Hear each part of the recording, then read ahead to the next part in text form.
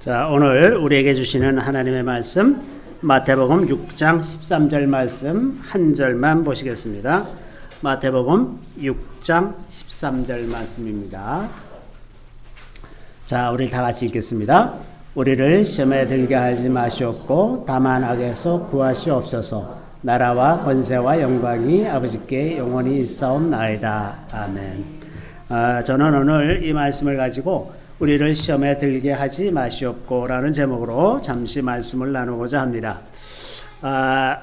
제가 이제 이것을 한 번에 설교를 마칠까 해서 생각을 하다가 그 양이 너무 방대해서 이게 한 번에 안 되겠다 싶어서 이제 일단 1이라고 했습니다. 근데 이 두 번에 끝날지 세 번에 끝날지 잘 모르겠어요. 세 번까지 갈 수도 있을 것 같습니다. 첫 번째, 이제 이런 기도를 왜 하게 되는가? 하나님께서 왜 우리에게 이런 기도를 하라고 말씀하시는가? 이런 것들을 좀 생각할 필요가 있는데, 먼저 이제 그 시험이라는 것, 성경에서 시험이라는 단어가 이제 두 가지 의미로 사용된다는 것을 좀 생각해 봐야 되겠습니다. 첫 번째는 이제 그 시험이라는 말이 우리의 믿음을 더 견고하게 세우기 위해서 하시는 시험이 있어요. 가령 예를 들어서 하나님께서 아브라함에게 이삭을 바쳐라. 그러면 이거는 하나님께서 아브라함을 무너뜨리기, 아브라함의 믿음을 무너뜨리기 위해서 하시는 말씀이 아니라 그걸 통해서 아브라함의 믿음을 견고하게 세우기 위해서 허락하시는 거거든요. 그러니까 믿음을 굳건하기 위해서 하는 것, 이것은 하나님께서 허락하시는 일입니다. 그런데 그런 반면에 우리의 믿음을 떨어뜨리게 만들기 위해서 하는 시험, 그것도 똑같이 이제 우리말로 시험이라고 번역되어 있는데, 그렇게 우리를 무너뜨리기 위한 시험, 이것은 사탄에게서 오는 것입니다. 그리고 오늘 본문 중에 우리를 시험에 들게 하지 마시옵고 이렇게 말할 때 이 시험은 우리를 넘어뜨리는 것입니다. 넘어뜨려서 하나님께로부터 멀어지게 만들기 위한 것, 이것이 이제 시험이죠. 그래서 성경에 기록된 내용들에는 이제 아브라함이 그 시험을 통과해서 믿음이 한 단계 올라갔던 것처럼 다윗이 시편 26편 2절에 보면 이런 말씀이 있습니다. 여호와여 나를 살피시고 시험하사 내 뜻과 내 양심을 단련하소서. 여호와여 나를 살피시고 시험해서 내 뜻과 내 양심을 단련하소서. 이렇게 기도를 합니다. 그러니까 우리가 이러한 시험, 하나님께서 나를 견고하게 세우기 위해서 하는 시험은 오히려 우리가 구해야 되는 시험이죠. 그런 과정을 통해서 더 견고해집니다. 마치 학교에서 시험 보는 건 참 힘든 일이지만 시험을 봐야 실력이 늘잖아요. 그러는 것처럼 우리가 하나님으로부터 오는 시험을 통과해야 우리의 믿음이 점점 더 견고해져 가는 것입니다. 자, 그러면 왜 이런 기도가 필요한가? 지난주에 우리의 죄를 용서해 달라는 기도를 했죠. 우리가 우리에게 죄 지은 자를 사하여 준 것 같이 우리의 죄를 사하여 주옵소서, 이런 기도를 했는데, 이 땅에 살아가는 동안 우리가 죄를 지을 수도 있고, 또 우리가 그 시험에 들어서 구원에서 탈락할 수도 있다는 것을 전제로 하는 것입니다. 만약에 많은 사람들이 말하는 것처럼 한 번 구원 얻으면 영원히 구원 얻는 것이다 라고 말한다면, 우리가 우리의 죄를 사하여 달라는 기도라든지 오늘의 이 기도, 시험에 들게 하지 마시옵고, 이런 기도는 필요가 없잖아요. 한 번 구원은 영원한 구원이면 이런 기도를 못 알아들겠습니까? 한 번 구원은 구원이 아니기 때문에 우리가 얼마든지 중도에 탈락하고 시험에 들 수가 있기 때문에 이런 기도를 드리는 거죠. 이것이 우리의 실존적인 상황입니다. 우리가 구원을 이룰 수가 있다고 하는 거예요. 그런데 문제는 우리가 어떻게 해서 시험에 들게 되냐 하면, 사람들과 혈과 육에 대한 싸움에서 시험이 드는 것이 아니라 언제나 사탄으로부터 오는 시험, 사탄이 주는 그런 시험이기 때문에 우리의 싸움이 늘 영적인 싸움이라는 겁니다. 그러니까 본질적으로 늘 악한 영들과 싸우는 것이에요. 그렇기 때문에 우리가 싸워서 이길 방법이 없습니다. 왜 굳이 이런 기도를 하는가? 우리에게 이 싸움을 이길 능력이 없기 때문에 그렇습니다. 그래서 이 기도를 드리는 거죠. 하나님의 도우심으로, 그래서 하나님께서 보내주시는 성령과 그의 천사들의 도움을 힘입어서 우리가 사탄이 주는 시험을 이기고 가게 해달라는 그런 기도죠. 자, 우리가 왜 시험에 드는가? 사탄은 어떻게 해서 우리를 무너뜨릴 수 있게 되는가? 우리가 시험에 드는 가장 핵심적인 이유는 우리 안에 죄가 있기 때문에 그렇습니다. 한 나라가 무너지는 것이 외부의 침략에서 무너지는 것이 아니라 내부의 적들 때문에 무너지죠. 서로 분열하고 다투고 서로 싸우다가 그래서 망하는 거예요. 어느 나라건 똘똘 뭉쳐있는 나라는 망하는 법이 없습니다. 근데 내부에서 무너지는 거죠. 마찬가지로 우리가 왜 하나님 앞에서 무너지느냐? 우리 안에 있는 적들 때문에 그래요. 그래서 우리 안에 있는 적이 사탄, 우리 바깥에 있는 사탄과 공모하는 거예요. 마치 우리 안에 간첩이 있는 것과 동일한 거죠. 그래서 야고보서 1장 13절에 보면 이런 말씀이 있습니다. 13절부터 15절 말씀 우리 같이 한번 읽어볼까요? 사람이 시험을 받을 때 내가 하나님께 시험을 받는다 하지 말지니 하나님은 악에게 시험을 받지도 아니하시고 친히 아무도 시험하지 아니하시느니라. 오직 각 사람이 시험을 받는 것은 자기 욕심에 끌려 미혹됨이니 욕심이 잉태한 즉 죄를 낳고 죄가 장성한 즉 사망을 낳느니라. 자, 하나님은 우리를 넘어뜨리기 위한 시험을 하시는 분이 아니세요. 근데 우리가 왜 시험에 드냐 하면 자기 욕심에 끌려서 미혹되는 것입니다. 자기 욕심. 이 자기 욕심이라고 하는 것은 반드시 어떤 물질적인 것이나 세상적인 명예나 권세 이런 것을 말하는 것이 아니라 내가 높아지고자 하고 내가 존중을 받기를 원하는 모든 경향, 그것이 욕심입니다.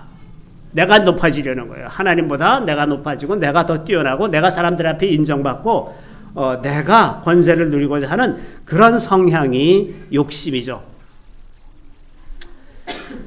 자, 그래서 이제 사탄은 우리의 약점을 너무나 잘 압니다. 사탄은 귀신이잖아요. 귀신 같지 않은 거죠. 우리가 모르는 부분까지 우리에 대해서 잘 알고 있습니다. 그래서 우리의 심리적인 약점, 영적인 약점, 육신의 약점, 우리의 성향이나 기호, 우리의 어리석음, 이 모든 것을 너무나 다 잘 알고 있기 때문에 우리가 언제 시험에 잘 드나 하는 것을 생각해 보려면 여러분이 입장을 바꿔서 사탄의 입장에서 여러분을 볼 필요가 있어요. 가끔씩. 그러면 사탄이 나를 어떻게 공격하면 내가 잘 무너지겠구나. 어떤 것들은 여러분이 이미 이제 수십 년 사시면서 내가 언제 무너지는지 잘 알아요. 그죠? 사탄이 그걸 딱 치고 들어올 때 이걸 사탄의 존재를 우리가 늘 의식하고 있다면 사탄이 그걸 치고 들어올 때 이게 또 사탄이 까부는구나 하고 이제 미리 방어할 수가 있잖아요. 그래서 가끔씩 입장을 바꿔서 사탄의 입장에서 여러분 자신을 볼 필요가 있습니다. 그러면 나의 약점들이 어떤 것들인지 좀 이렇게 파악할 수가 있죠. 어쨌든 모든 전쟁은 적을 알고 나를 알면 위태하지 않다. 그렇게 얘기하지 않습니까? 손자병법에도 그런 말이 있다 그러는데 어쨌든 이제 상대가 그 영적인 존재예요. 그리고 우리가 사탄을 상대해야 되는데 문제는 이게 보이지 않는다는 겁니다. 보이지 않는 적과 싸우려니까 이길 수 있는 유일한 방법은 우리의 연합군, 하나님을 의지하는 것밖에 방법이 없습니다. 그 연합 동맹이 참 중요한 거예요. 우리가 주님과 동맹해서 동맹의 힘으로 이기는 것이지 우리 스스로의 힘으로는 절대 사탄과 싸워서 이길 수가 없다고 하는 겁니다. 비록 사탄이 우리 눈에 보이지도 않고 우리가 다룰 수 없는 영역이지만은 그러나 그들이 어떤 존재들인지 우리가 성경을 통해서 얼마든지 알 수가 있어요. 그래서 적을 알면, 사탄을 알면 능히 우리가 대적해서 이길 수가 있습니다. 그런데 더 중요한 것은 우리가 대적을 아는 것은 금방 알 수가 있지만 우리가 자기 자신을 알아가는 데는 훨씬 더 많은 시간과 노력이 필요합니다. 하나님의 말씀에 비춰서 자기 자신을 보지 않으면 우리는 얼마나 우리 자신을 속이는지 알 수가 없어요. 아마도 그 일생에 살아가는 동안 다른 사람들에게 속은 거에 1000배, 10,000배 정도는 자기 자신에게 속으면서 살아요. 그죠? 제일 나를 많이 속이는 게 누구냐? 나야, 나.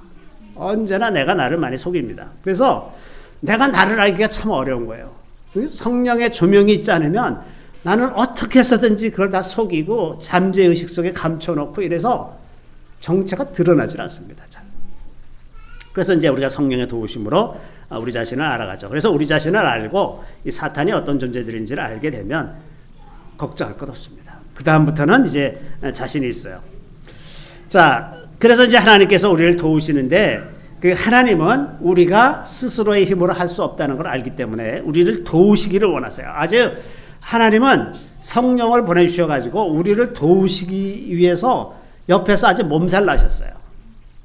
그 어느 정도냐 하면 야고보가 표현하기를 성령이 시기하기까지 우리를 사랑하신다 했어요. 얼마나 우리 안에서 제발 날 좀 의지해줘. 아니 날 좀 불러봐. 성령은 이러시는 분이세요. 응? 제발 날 좀 어떻게 좀 해봐라. 내가 나를 좀 불러봐봐라. 내가 너 도와줄게. 이렇게 안타깝게 생각하면서 우리 안에 계시는 분이거든요. 그래서 우리가 성령의 이름을 부르고 성령의 도우심을 구할 때 성령님은 너무나 즐겁게 우리를 도우시는 분이시라고 하는 겁니다.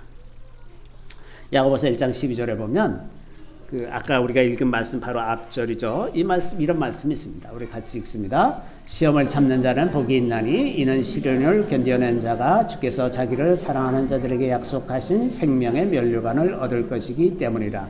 자, 하나님은 우리가 그 모든 시험을 이기고 극복할 수 있게 되기를 구합니다. 그리고 그렇게 되면 우리에게 생명의 면류관을 주실 것이라고 약속하는데 그렇게 생명의 면류관을 주시기 위해서 우리 안에서 계속해서 성령이 말할 수 없는 탄식으로 우리를 도우신다고 하는 겁니다.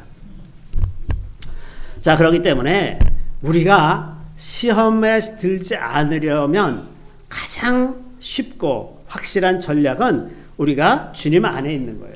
그래서 골로새서 3장 3절에 보면 우리 같이 한번 읽겠습니다.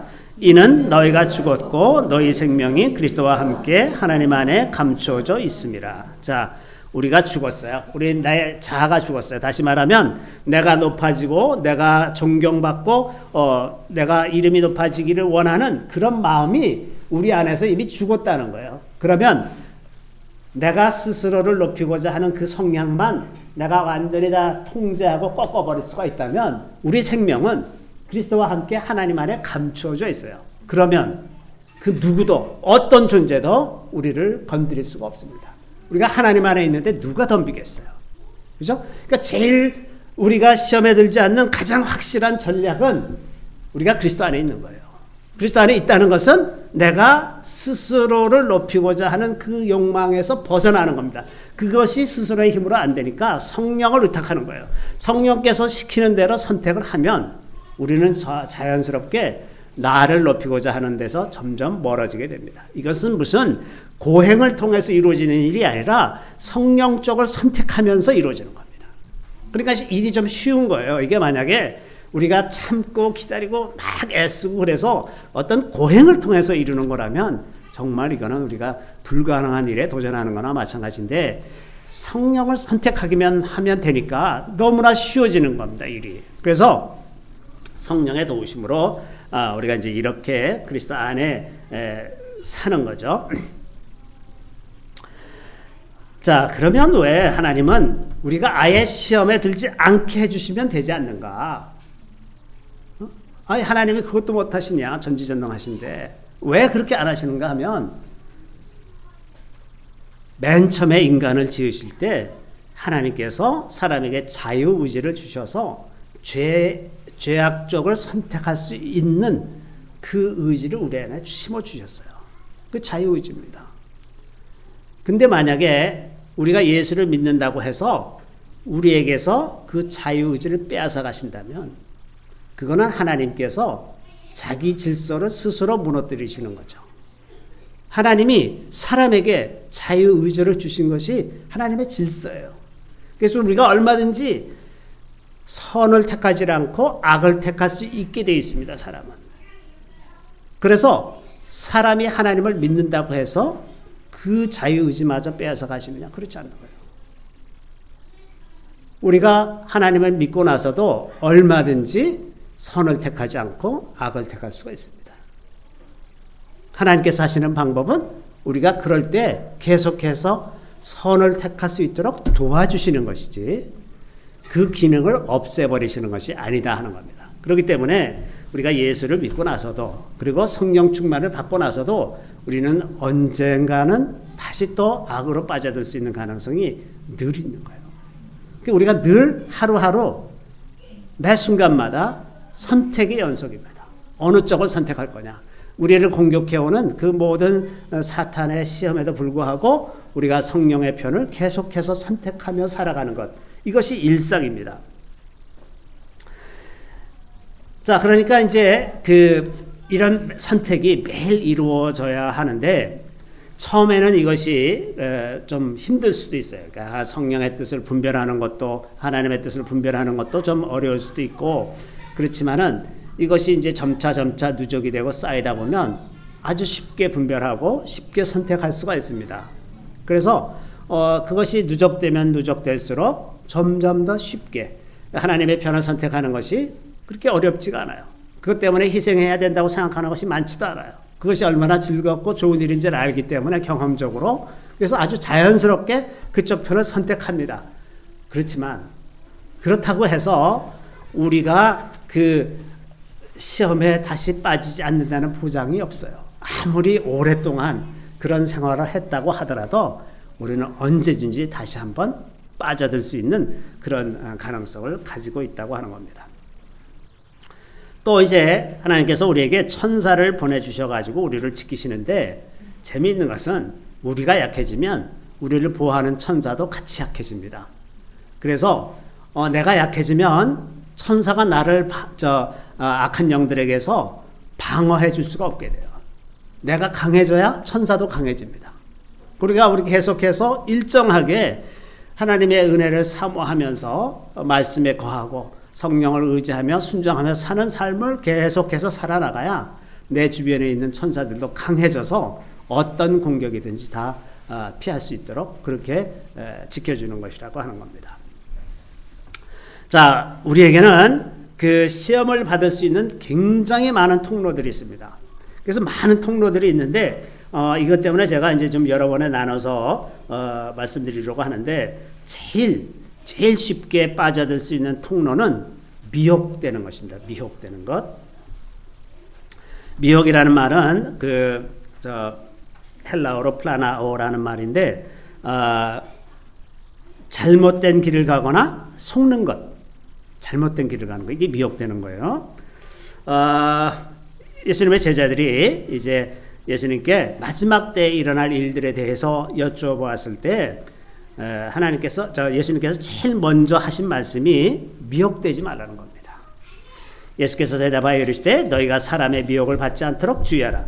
마태복음 24장 2절에 보면 이런 말씀이 있어요. 사람의 미혹을 받지 않도록 주의하라. 그 미혹이라는 게 우리가 잘못된 길로 가게 한다거나 우리를 속이는 것이라는 말입니다. 그래서 이 말씀은 오늘날에도 너무나 적합한 말씀이에요. 제일 쉽게 그리스도인들을 아예 도매금으로 무너뜨릴 수 있는 길은 복음을 왜곡하는 것입니다. 잘못된 복음을 믿게 만들면 뭐 한 사람 한 사람 무너뜨릴 필요도 없이 교회 전체로 아주 집단적으로 다 무너뜨릴 수가 있어요. 그래서 제일 사탄이 제일 잘하는 일이 복음을 왜곡하는 겁니다.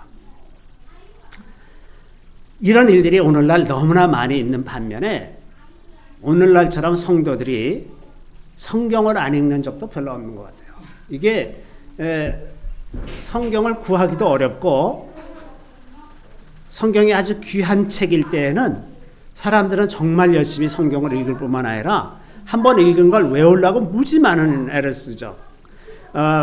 그래서 북한의 성도들은 이제 다 필사해서 성경을 몰래 이제 적어가지고 갖고 있다가 예배 드릴 때 이제 모여서 한 번씩 이렇게 돌아가면서 보고서는 그걸 그 자리에서 외우려고 굉장히 애를 많이 쓴다 그래요. 그래서 성경이 귀할 때는 그거를 정말 그렇게 정성껏 읽고 외우고 그러는데 성경이 너무나 흔해지니까 집에 한 5권 10권씩 쌓아놓고서 성경을 읽지를 않는 거예요. 그러니까 말씀은 넘쳐나는데 읽지는 않는, 그 미혹은 넘쳐나는데 성경을 읽지 않기 때문에 미혹하기가 너무나 좋은 환경이 되는 겁니다. 성경을 모르니까 거짓을 말해도 사람들이 그런가 보다, 저렇게 얘기해도 그런가 보다, 그게 맞는가 보다, 다 이러고 있는 이 시대를 보게 됩니다. 뿐만 아니라 사람들 마음에는 자기가 믿고 싶은 대로 믿는 그런 성향이 아주 강하게 남아있어요. 이게 아주 뿌리 깊은 죄성이죠. 뭐 이 성경뿐만 아니라 세상에 돌아가는 모든 일들에 대해서 자기가 믿고 싶은 대로 자꾸 믿어요. 그 광우병이 생길 거다라고 믿고 싶으면 아주 온 국민이 거기에 아주 미친 듯이 광우병 뭐 이러면서 난리를 치는데 그 이후로 한 번도 광우병이 발생한 적이 없어요. 이게 아주 믿고 싶은 대로 믿는 겁니다. 그걸 아주 철석같이 믿어. 그리고 막 가서 맨날 데모하고 이러고 앉았단 말이죠. 이렇게 믿고 싶은 대로 믿는 현상이 성경에 대해서도 꼭 믿고 싶은 대로 믿기 때문에 사람들의 해석, 자기 귀에 솔깃한 대로 해석해주는 사람의 말을 좋아하는 거예요. 그러니까 미혹될 수 있는 조건이 우리 안에 있고, 또 주변의 사람들, 교회 지도자라고 하는 사람, 신학교 교수라거나 뭐 목사라거나 이런 교회 지도자들을 통해서 미혹이 계속 이루어지는 겁니다. 제일 오늘날 우리나라에서 제일 큰 미혹은 한 번 구원은 영원한 구원이다. 이게 그 크리스천 그 저널 각종 그 언론에 몇 년마다 한 번씩 반복되는 주제인데, 몇 년 전에 저도 잘 아는 어떤 유명한, 세계적으로 유명한 한국 출신의 신학자가 있어요. 신약 신학자인데, 이분이 와서 이제 한동안 우리나라에 와서 이제 신학교에서 강의도 하고 그러셨는데, 이분이 이제 우리나라 교회에 구원론에 큰 문제가 있다. 그러면서 한 번 구원은 영원한 구원이 아니다. 그랬어요. 그랬더니 그분을 그 이단으로 몰기 시작하는데, 그 다음에는 이분이 와서 말만 했다 하면 교회 언론들이 벌떼같이 들고 일어나서 그 비방하고 욕하고 이래가지고 아예 잘 오시지도 않아요. 이게 우리나라 현실입니다. 아니, 한 번 구원은 영원한 구원이다. 이 명제를 하나 만들어 놓고 그것에 조금 반하는 말 하면 아주 그냥 죽일 듯이 덤벼들거든요. 얼마 전에도 어느 제일 큰 인터넷 기독교 저널에서 이 문제를 다루는데 제목도 아주 조심스럽게 얘기해. 그러니까 한 번 구원은 영원한 구원인가 하고 살짝 퀘스천 마크 하나 붙이면서 아주 조심스럽게 얘기하지 않으면 금방 또 벌떼같이 달려들어서 다 이단이라고 말하기 때문에. 근데 그 이단이라고 말하고 그렇게 이단잡이를 하는 사람들의 말이 정말 너무나 무식하고 이게 말도 안 되는 말들을 하고 있는데, 그걸 왜 먹혀 들어가냐? 사람들이 성경을 안 읽거든요. 그러니까 언론에서 막 떠들고 그러면 무슨 정말 그런가 보다. 다들 또 그렇게 하고 넘어가요. 그러니까 그 사람은 아주 순식간에 다 매도가 돼서 거기서 벗어나기가 참 힘든 상태가 그렇게 돼버립니다. 이게 절대 그렇지 않다는 거예요. 이게 한 번 구원은 영원한 구원이다. 절대 그렇지 않다. 세상에 그런 게 어딨냐? 어디 있어요? 그런 건 없습니다. 성경에 어디를 읽어봐도 그런 거 비슷한 데도 하나도 없어요. 근데 그걸 믿기를 좋아한단 말이죠. 또 이제 그 두 번째는 기복신앙 같은 것. 그 물질적인 부가 하나님의 축복의 결과다. 이렇게 가르치기 시작하면 전 세계에 수많은 가난한 그리스도인들이 있어요. 그 사람들은 다 저주받은 사람들인가요? 이렇게 그 물질적인 부가 하나님의 축복의 결과라고 가르치다 보니까 성도들이 수단 방법을 가리지 않고 돈만 모으면 된다는 사고방식으로 팽배했습니다. 그러니까 아주 부도덕한 일을 너무나 많이 하면서 지내는데도 한 번 구원은 영원한 구원이고 물질적인 축복은 하나님께로부터 오는 것이다. 이 두 가지에 딱 걸려가지고 온갖 불의한 일에 그리스도인들이 개입되지 않는 게 없어요. 무슨 큰 사건이 났다 그러면 다 크리스천들이야. 너무 수치스럽지 않습니까? 이게 오늘날 우리나라가 너무 이 잘못된 믿음에 미혹되어 있는데, 그것조차도 알지 못하죠. 그 교회 안에 돈이 많이 쌓이고 그러니까 그 돈으로 온갖 부패한 일들이 일어나고 지난주에도 강남의 어느 교회에서 패싸움이 일어나갖고 경찰이 동원되고 아주 거기 대치동에 아주 그 근사하게 잘 지은 교회가 하나 있어요. 그 교회인데 이런 일이 결국은 이런 잘못된 그 가르침 때문에 그렇게 가는 거죠. 또 반대로 그 반대편에 있는 사람들도 있습니다. 교회 세 번째는 교회 사회적 책임을 과도하게 주장하는 사람들이 있습니다. 그러니까 교회가 왜 가난한 사람들을 돕고 정의를 위해서 나서야지 교회가 왜 가만히 있느냐 이렇게 말하는 게 일견 그게 맞는 말 같은데 교회의 본질은 가난한 자들을 구제하는 게 아니에요. 그거는 부수적으로 하는 것입니다. 성도들이 그 하나님의 뜻을 따르고자 노력하다 보면 저절로 가난하고 소외된 사람들을 돌보는 것이지 가난하고 소외된 사람들을 돌보는 게 구원이 아닌 거예요. 이게 앞뒤가 바뀌면 안 됩니다. 또 요즘에는 그 소수자의 인권을 과도하게 강조하는 것 이것도 미혹이 됩니다. 요즘에는 이제 이것을 무기로 해서 기존의 가치관을 송두리째 무너뜨리는 일들이 우리나라뿐만 아니라 전 세계에서 일어나고 있습니다. 지난주에 카나다의 그 브리티시 컬럼비아라는 주의 대법원이 이런 명령을 내렸습니다. 뭐냐면 어느 딸의 아버지가 자기 딸의 이름을 공공장소에서나 사적인 장소에서나 그러니까 집안에서도 그 딸이 만약에 내가 가령 딸의 이름을 부모가 이제 여자 이름으로 줘줬을 것 아닙니까? 근데 이 딸이 어느 날 가만 생각해 보니까 자기는 젠더 아이덴티티가 남자야. 그래서 자기가 이름을 스스로 바꿔요.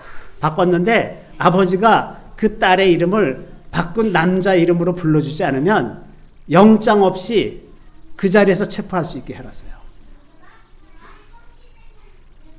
아니 부모가 지어준 이름, 부모가 딸, 그게 성인도 아니고 청소년, 초등학생 이런 애들도 아빠 나 오늘부터 남자야. 나를 남자 이름으로 불러줘. 그러면 그걸 지키지 않으면 영장 없이 체포한다는 거예요. 영장 없이 체포한다는 거는 그 법 체계에서 그것이 최고의 가치라는 거예요. 젠더 아이덴티티가 인간이 가져야 되는 최고의 가치라고 선포하는 거나 마찬가지예요.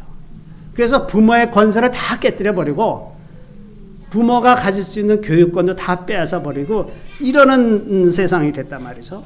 한국에서도 지난주에 부모가 딸에게만 설거지 시키면 너 가서 인권위원회에다 고발해라 아버지를.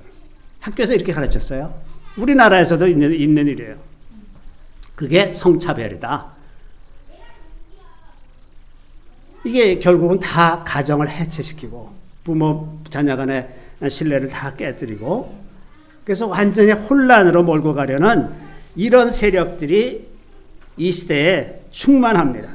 지난해 말에 호주는 그 동성애 문제, 동성 결혼을 허락하면서 어떤 법을 만들었냐면 그 법을 작년 말에 법을 통과하기 이전에 목사가 된 사람들은 동성애가 잘못됐다고 말할 수 있어요. 그래도 법에 저촉되지 않는데 그 법이 통과된 이후에 목사가 된 사람은 동성애는 성경에 어긋난다라는 말을 할 수가 없어. 그게 법이에요. 그러니까 새로 목사가 되는 사람들은 동성애는 성경에 어긋난다 이런 말을 못해요. 자, 세상이 완전히 미쳐서 돌아갑니다. 미쳐서 돌아가요. 이런 그 소수자 인권을 과도하게 강조하는 것도 이제 이 시대에 굉장히 중요한 미혹이 되고 있고 또 그 종교다원주의도 이제 또 다른 미혹이죠. 종교다원주의는 다시 말하면 다른 종교에도 구원이 있다는 말입니다. 왜 종교다원주의가 생겨났냐 하면 식민주의 시대에 서구 기독교가 이 아시아 아프리카의 그 식민지 사람들을 그 전도하느라고 굉장히 좋지 않은 방법을 많이 사용했어요.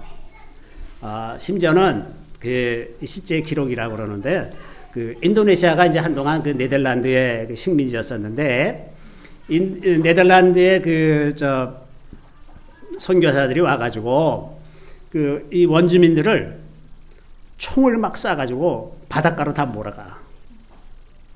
그러면 이제 총에 안 맞으려고 바닷속으로 들어가잖아요. 그 다음에 다 나오라 그래. 그럼 숫자를 세요. 그러고서 선교본부에다가 보고하기를 오늘 몇 명 세례받았음. 이런 일까지 했어요. 그러니까 얼마나 폭력적이고 정말 말도 안 되는 방법으로 선교했는지 몰라요. 이런 일들이 이제 그 많은 그 아시아 아프리카 국가들 가운데 그 주민들 가운데 아주 큰 트라우마로 남아 있어서 이 사람들이 자연히 반 기독교, 반 서구 문명으로 될 수밖에 없게 그렇게 만들어 놨어요. 하나님은 결코 우리를 그렇게 강제적으로 하시는 분이 아니죠. 하나님처럼 우리를 존중해 주시는 분이 없어요. 너무나 많이 존중해 주셔가지고 우리가 죄에 계속 빠져 있어도 안타까워 하실 분이지 우리를 어떻게 강제하시질 않는 분이시잖아요. 하나님은 그러시는 분이에요. 그러니까 우리도 그렇게 전도할 때 너무 강압적으로 하면 안 돼. 하나님이 그렇게 안 하시거든. 그렇게 할 수 있었다면 하나님이 벌써 다 세상을 다 크리스천으로 만들어 놓으셨겠지. 근데 하나님은 그렇게 안 하시거든요. 너무나 안타까워하면서 기다리고 또 기다리고 기다리시지 계속 뭐 잔소리를 퍼붓고 이런 식으로 안 하신단 말이죠. 근데 이제 이 서구 기독교가 그렇게 해왔기 때문에 그런 그 자기 자신을 자랑하던 그 서구 문명이 1, 2차 세계대전을 일으켜서 얼마나 끔찍하게 많은 사람들을 죽였냐 말이죠. 그러고 나니까 서구 지성인들 사이에 반성이 일어났습니다. 뭐가 잘못됐냐? 그동안 우리가 너무 잘난 척했다. 이게 서구 문명이 표준은 아니다. 각 문화마다 다 그 나름대로 가치가 있고 존중되어야 한다. 이게 그 문화 다양성이에요. 문화 다원주의인데 그게 이제 교회 적용이 되면 종교 다원주의로 간 겁니다. 그래서 다른 종교에도 구원이 있다라고 말하기 시작한 거예요. 그러다 보니까 그동안에 이제 그 서구 사회가 반성을 하는 과정에서 자, 그동안에 백인 우월주의 이것 때문에 우리가 다른 사람들한테 너무 많은 고통을 주었으니 이제 더 이상 그렇게 하지 말자 그러면서 자기 문화를 자기가 부정하기 시작한 거예요. 이제. 지금은 자기 문화, 자기 그 서구 기독교 문화를 스스로 다 부인하고 그 자리를 채우고 있는 것이 무슬림, 이슬람들이 채우고 있잖아요. 그러니까 서구가 급속하게 이슬람화하고 있습니다. 그래서 수많은 문제가 생겨나니까 이제 다시 극우가 생겨나는데 사실 그 언론에서 그걸 극우라고 표현해서 그렇지 그 본질은 자기네 뿌리로 돌아가자는 거예요. 기독교 문화의 뿌리로 다시 돌아가자고 하는 것이 지금 유럽에서 나타나고 있는 극우라고 말하는 그런 현상입니다. 자, 서구 교회가 비록 잘못된 방법으로 복음을 전했다고 하지만 그렇다고 해서 복음 자체를 부인할 수는 없는 거예요. 복음 자체가 잘못된 것이 아니라 복음을 전하는 방법이 잘못된 것이고 기독교라고 하는 것이 서구 문화가 아니라 아시아의 저쪽 끝에 아주 조그만 나라 이스라엘에서 시작된 것이지 서구에서 시작된 것이 아닙니다. 그래서 기독교가 서구 문화가 아니라 기독교는 아시아 끝자락에 있었던 작은 나라 이스라엘 땅에서 시작된 거예요. 그렇죠? 자, 이런 미혹들, 이러한 많은 미혹들 때문에 우리가 이 시대 살아가면서 복음을 바르게 깨닫고 그 가운데 머물러 있는 것이 그렇게 쉽지가 않은 그런 시대에 살고 있습니다. 자, 우리가 왜 미혹이 되는가? 그 본질적인 문제를 조금 더 생각을 해보면 첫째는 성경이 말하는 하나님을 믿기보다 내가 생각해서 내 마음에 만들어낸 하나님을 믿고 싶어 합니다. 다 자기가 만든 하나님을 믿어요. 그렇기 때문에 자기가 만든 하나님 상에 맞는 어떤 설교를 들으면 맞아, 하나님은 저런 분이시여. 그러면서 그쪽으로 쪼르르 달려가죠. 그래서 구원에 대한 견해도 성경이 말하는 것보다 내가 생각하는 것. 아니 저렇게 착한 일을 많이 하는데 하나님께서 구원 하지 않으신단 말이야? 그럼 말도 안 돼. 응? 내가 하나님이라면 절대 그럴 리가 없어. 라고 생각하면서 자기가 만든 하나님을 믿어요. 하나님께서 정해놓으신 구원의 방법을 믿기보다 내가 생각하는 하나님, 이렇게도 구원 안 해주시면 그건 정말 하나님이 잘못된 거야 라고 생각하면서 그 길을 계속 가다 보면 그 결론은 뭐겠어요? 망하는 거죠. 망하는 거죠. 그래서 자기가 만들어낸 하나님을 믿는 것, 이것이 다시 말하면, 다른 말로 얘기하면 우상숭배라고 하는 거죠. 우상숭배.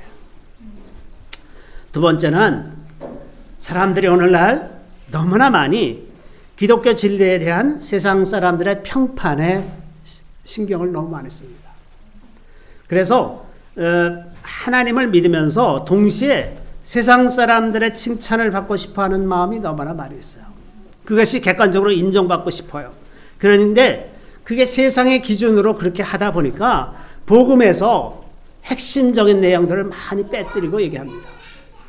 가령 어떤 초자연적인 그런 일들에 대해서 얘기한다거나 이러는 것을 다 빼버리고 합리주의 틀에서 얘기를 하기 시작하면 사람들이 다 받아들일 수가 있으니까 그 합리주의 틀만 강조하다 보면 나중에는 그것이 세상 사람들에게 매력적으로 보일 것 같아서 그렇게 시작했는데 나중에는 세상과 아무것도 다를 것이 없는 상태로 되어버리고 마는 겁니다.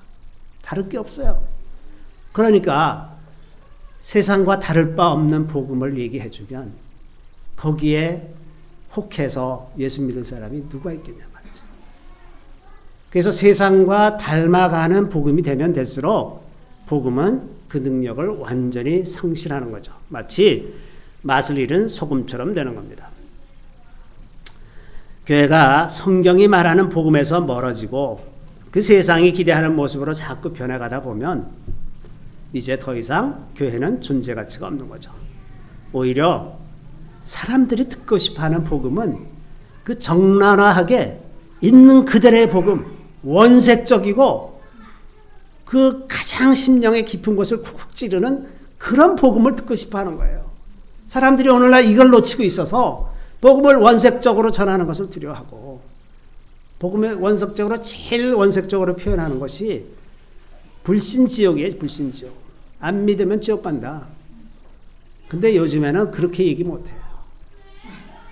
그러다 보니까 뭐 지옥이 있느냐 없느냐 거기서부터 이제 얘기가 시작되다 보니 어느 세월에 사람들이 믿게 되겠냐 말이죠. 자, 우리가 이러한 시대, 이렇게 혼란스러운 시대에 미혹을 당하지 않기 위해서는 성령의 도우심으로 성경을 읽어야 합니다. 근데 성경을 읽는 것이 그냥 성도들의 마땅한 도리, 그래서 1년에 성경 한 번 읽자 그러고서 마지못해서 3장 4장씩 읽는 그런 게 아니라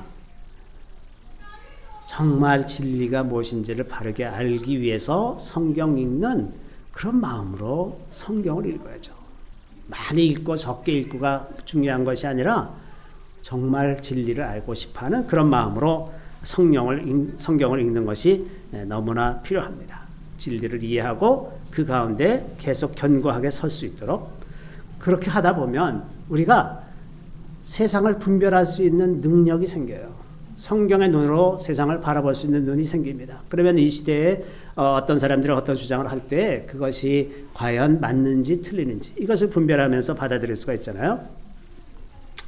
또 이제 뿐만 아니라 그 요한계시록을 보면 그 환란의 끝자락에서 사탄이 굉장히 놀라운 기적을 행하는 장면이 나와요.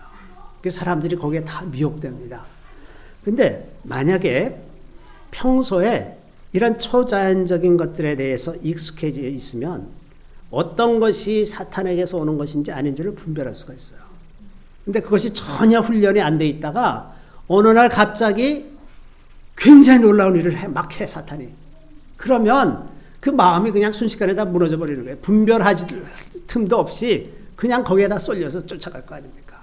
그래서 평소에 성령께서 하실 때, 성령께서 일하실 때 어떤 식으로 어떻게 일하고 그 방향이 어디인지 제가 이제 그 구약 스터디 하고 이러면서 많은 사람들을 위해서 매주 기도를 이렇게 하고 그래요. 어떤 분들은 매주 기도받는 분들도 있어요. 근데 제가 이제 매주 하는데 무슨 특별한 기도가 더 있겠습니까만은 그 매주 하다 보면 제가 기대하는 건 뭐냐면 제가 무슨 기도를 하는지 사람들이 계속 듣다 보면 성령께서 무슨 일을 하시는지 알게 됩니다. 저절로 몸에 배게 돼요.